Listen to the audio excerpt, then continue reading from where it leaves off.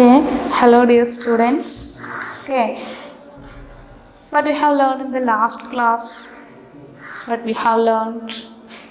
Yes, digestion in human beings. Digestive system in human beings. Okay, today we are going to discussing the continuation of that topic, that is digestive system in human beings. Okay. So, in the last class, we have learned that is the food enter into the mouth and the digestion starts there. Okay, so the food enter into the mouth and that comes through the esophagus to the stomach. The food comes through the esophagus to the stomach. Okay, what will happen in the stomach? Okay, that is, the stomach is a thick-walled bag. Its shape is like a flattened U and it is the widest part of the alimentary canal. The stomach is a thick-walled bag. Its shape is like a flattened U and it is the widest part of the alimentary canal. Stomach is the widest part of the alimentary canal or digestive system. Widest part. Okay, it receives food from the food pipe at one end and opens into the small intestine at the other. That means the one end of the stomach that opens to the esophagus and another is opens to the small intestine, and the food comes from the mouth to the stomach through the esophagus. Okay, next is the inner lining of the stomach secretes mucus, hydrochloric acid and digestive juices. Okay, the inner lining of the stomach secretes mucus, hydrochloric acid, that is HCl. Next is digestive juices. Digestive juices. Okay. The mucus protects the lining of the stomach. This mucus protects the lining of the stomach. This mucus protects the lining of the stomach. The next is the acid, that is hydrochloric acid kills many bacteria that enter along with the food and makes the medium in the stomach acidic and helps in the digestive juices to act. Okay. Next is hydrochloric acid that kill the bacteria that present in our food and it makes the medium in the stomach acidic and helps the digestive juices to act it. Okay, the digestive juices breaks down proteins into simpler substances. These digestive juices breaks the proteins into simpler substances. Okay, the food comes from the mouth to the stomach through the esophagus and the inner lining of the stomach secretes mucus, hydrochloric acid and digestive juices. This mucus protects the inner lining of the stomach. Next is hydrochloric acid kills the bacteria that present in our food and that makes the medium acidic. Next is the digestive juices breaks the proteins that present in our food, that proteins breaks into simpler substances. Okay, the stomach is a flattened U-shaped structure. The one end of the stomach is opens to the esophagus and the other is opens to the small intestine.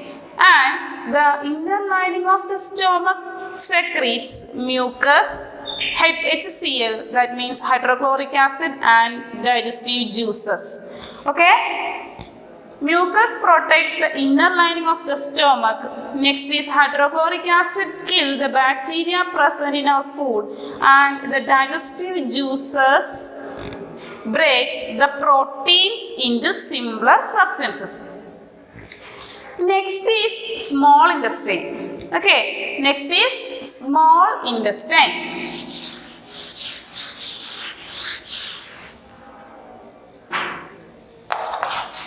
The small intestine.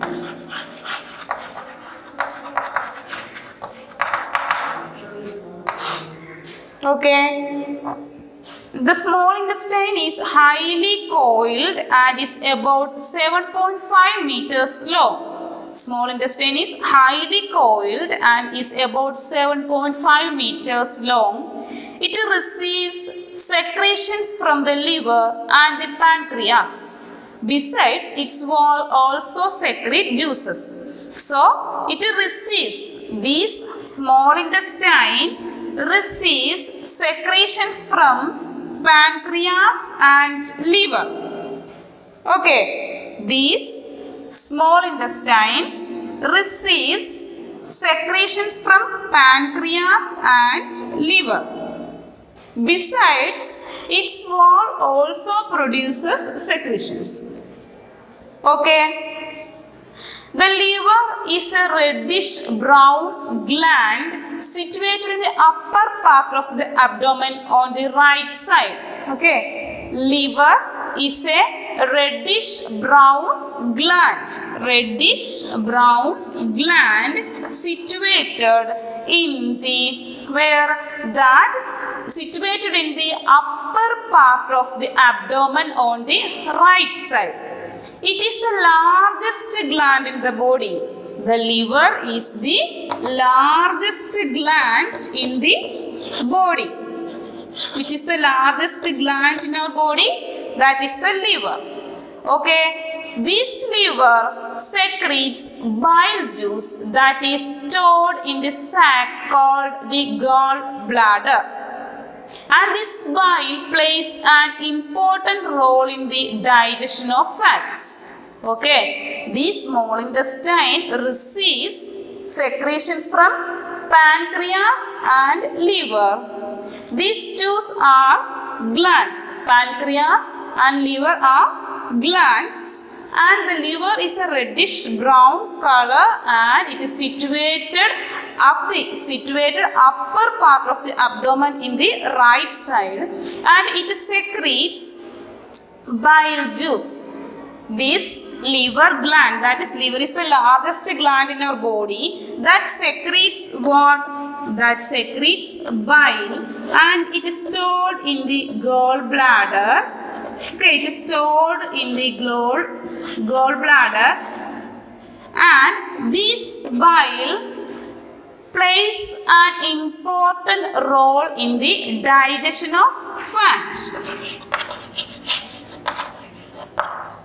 Okay, so the digestive juice that secretes the stomach breaks the protein.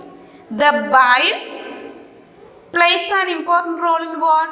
That plays an important role in the digestion of fats. Next is the pancreas is a large cream colored gland located just below the stomach. Okay, the pancreas is a large cream colored gland located just below the stomach. This is the pancreas. This is a gland. Okay, pancreas and liver is a gland. Okay, the pancreatic juice acts on carbohydrate, fats and proteins and changes them into simpler forms. This pancreas secretes what? This secretes pancreatic juice, and this pancreatic juice acts on fat, carbohydrate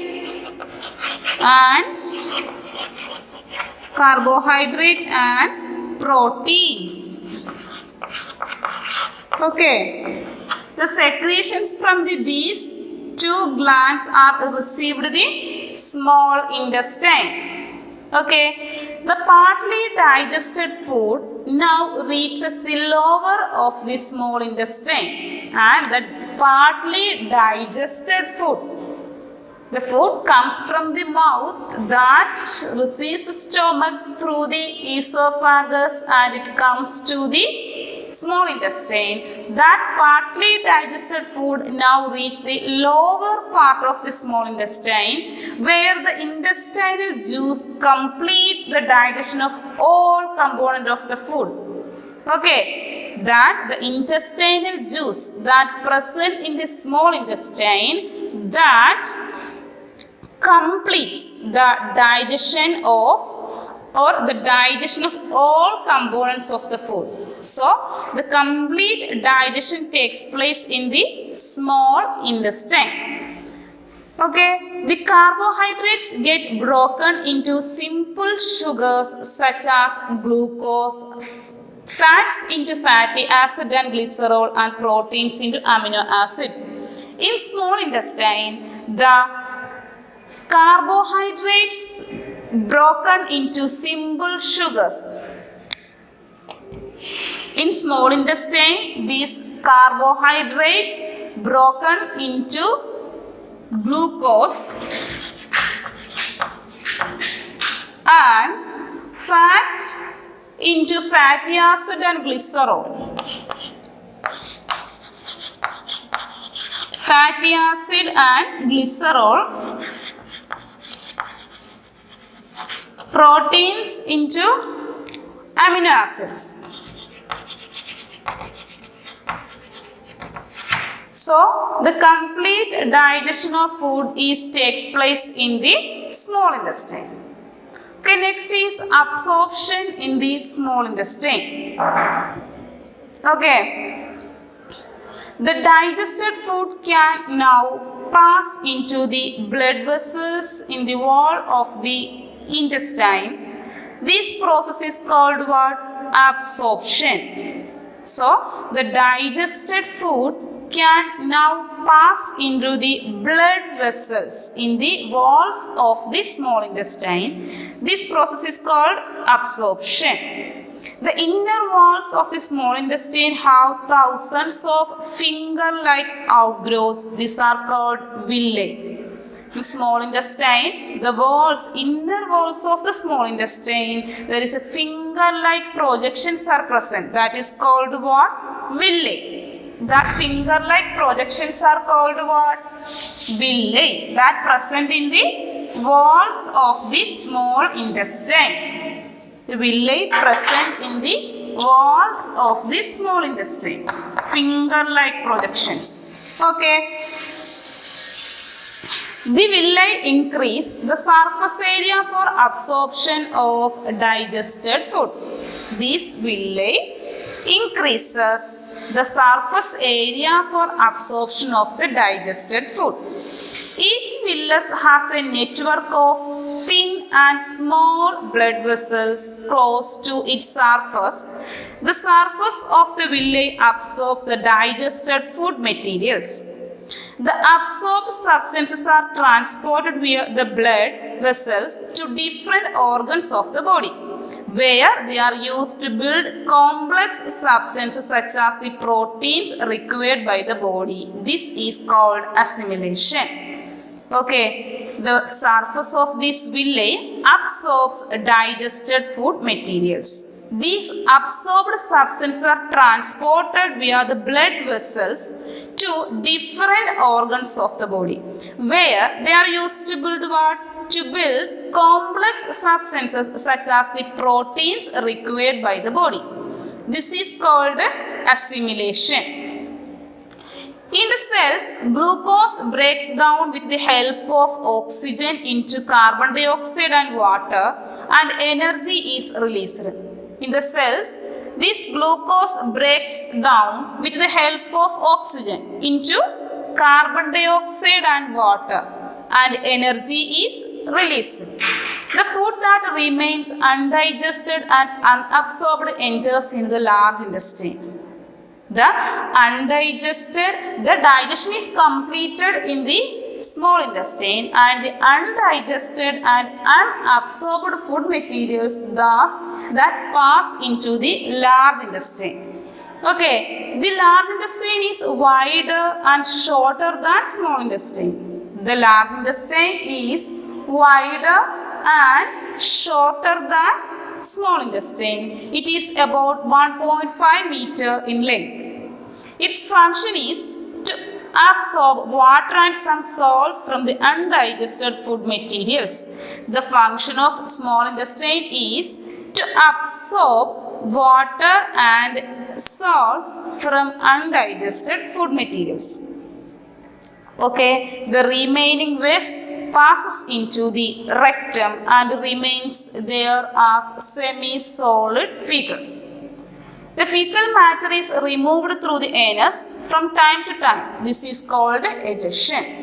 Okay, the waste materials, that is fecal matter, that is removed through the anus from time to time. This is called egestion.